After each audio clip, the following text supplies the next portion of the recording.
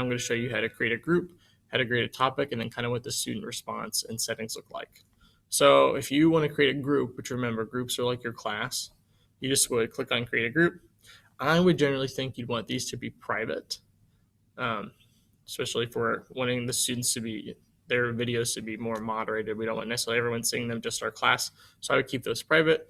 You probably just name it after whatever your class is. So I'm just going to call this, I don't know, test and messing around.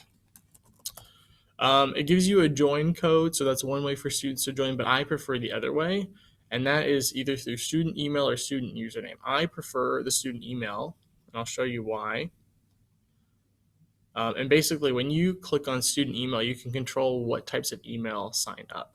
So if you look here, it says add email domains or individual email addresses. So once I have my kids, let's say in Google Classroom, and I know all their email addresses, I could just quick copy paste and type those all in there.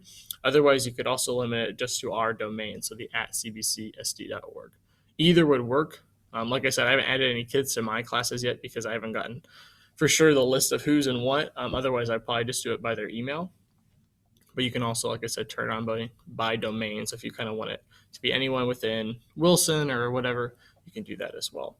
You can also create a password too. So that's an optional thing that you can do. You select your topic. So if you have, I guess this is if you have previous. So remember, topics are like basically the questions you're asking for students to respond to.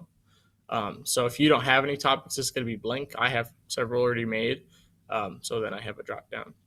And then this would be how you share it with students. So I'd probably, you can see there's a Google Classroom button there, but I'd probably share this link with students and then it would have them walk through the login process.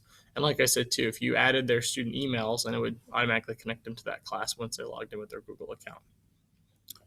Okay, so now that we've created a group, this is kind of what it looks like.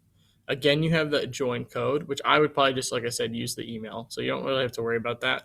If you add a co-pilot, that's like a co-teacher. So if you're, let's say, maybe in a co-taught class and you both want to be able to view responses, you can add a co-pilot or a co-teacher that way. And if I look down here, these topics, this is basically the questions that I'm going to be asking. I also, first, I kind of want to go through some of these settings here. So if I hit the pencil, that's to edit my group. You can look at, I can always change the name of it. Again, I can make it public or private and change those settings as well. This is something else you might want to be interested in. So you can make a class either active or hidden. So I would, if you're using it, turn it on, make it active. Otherwise, if maybe it's a class you had from last year that you don't want to delete, but you don't necessarily want it to pull up every time, you would probably make it hidden. And then you can also have students, basically, this is a setting where they can get email notifications when you post a new topic. They call that group followers. That's up to you. And then this part, you can kind of personalize the banner, and they have some really cool pre-made ones down here. Okay, so that's the group setting.